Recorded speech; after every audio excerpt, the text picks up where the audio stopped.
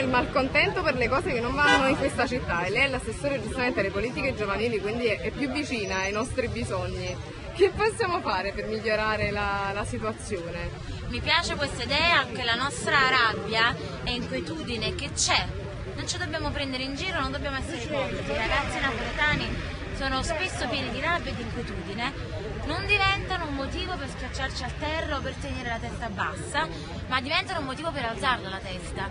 E quindi oggi mi piace, vi condivido le Anche parole. lei si è sfastriata di queste cose. Esatto, e mi sono anche scocciata di aspettare che qualcuno mi risolva il problema. Ho deciso di impegnarmi, di mettermi in discussione insieme al sindaco per pensare a migliorare le cose.